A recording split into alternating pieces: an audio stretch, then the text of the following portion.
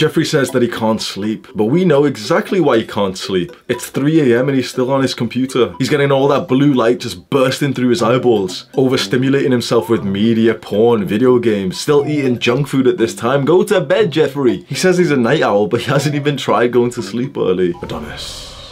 Adonis rests just how Pakistani men avoid taxes consistently. Exactly 60 minutes before sunset, you see Adonis retired back to his cave, ready to end the day. The last hour is spent in solitude. He meditates, he contemplates, he stays introspective about his goal. You see the light of his campfire go down and down and down. It is time to rest. I've been listening to the book Why We Sleep by Matthew Walker. The TLDR of this book is that sleep equals good. Because you have a massive ego and you haven't leveled up your humility to the point that you should have, you probably think that right now your sleep is acceptable. Sleep is not something that you can be subjective about. Unless you have clear, quantifiable data that shows that you've been getting good sleep, you don't actually know how good quality your sleep is. One of the hidden problems with a lack of sleep is that you don't actually feel it that much. Your body just kind of adjusts to it, and most people are chronically sleep deprived. As a young person, you should be allocating about 9 hours for bed every single night. Just 1 or 2 hours underneath that can be quite significantly damaging for you. It's safe to say that pretty much every good process in your body gets improved through good sleep, and every bad thing that could happen to your body, all those illnesses and heart disease, all that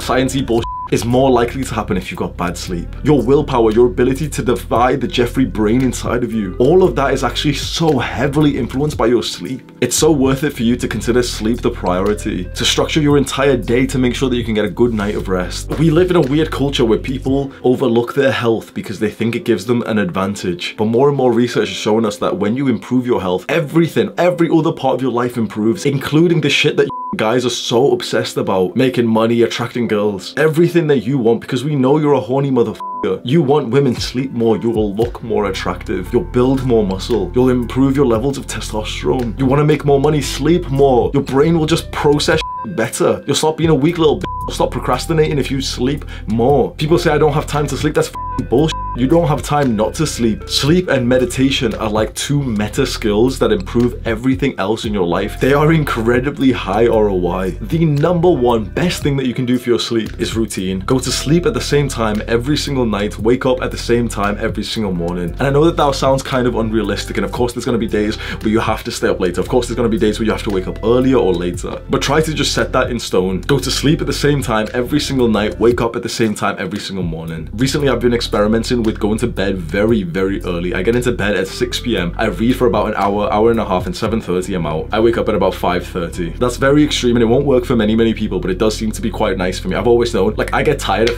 5 PM. I've always been like that, and I feel like alive. I burst out of bed 5 AM. I feel so good. So it works for me. You've got to experiment and see what works for you, and then stick to it. Day in, day out, week in, week out. That extra hour of sleep, the extra half an hour of sleep is very, like, take this seriously, bro. The trajectory of your future will change like significantly if you improve your sleep. So many guys say that, oh, they just want to play 1 hour of video games at the end of the day, bro. That 1 hour put into sleep, your future self is going to look back like you wouldn't even know. Do you know what I mean? It's like one of those invisible benefits. You would literally just be performing better in all parts of your life. Think about the version of you that stays up to play just an hour of video games every night, and it's actually like 2 to 3 hours. And then think of the version of you that goes to bed an hour earlier, gets an hour of quality sleep, and that 1 hour results in every positive, like, bodily function that you could imagine. You're more focused, you're happier, you've got lower levels of depression and anxiety, you have less cravings, less emotional outbursts, better memory. Everything that you want comes from better sleep. Everything that you want comes from better sleep. Now imagine that over the course of years, decades. Imagine how different your life would be. I know it's hard to make that transition, but one of the main things I've found that helps is just education. Educate yourself on the benefits of sleep. This guy, Matthew Walker, who made this book, Why We Sleep, he's like a very well-known expert, and he's kind of went viral because he's been on Joe Rogan and a bunch of famous podcasts. Literally just search his name onto YouTube and just go watch some of the podcasts and you'll be able to get the same knowledge. His book, Why We Sleep, is also on the website that I like, short form, where you can read a detailed summary of it. Scroll down right now and click on that top link to read the summary of this book. Also click on the share button and send the link over to a friend who doesn't prioritize his sleep. Tell him I said he's a dumbass. Do the hard work,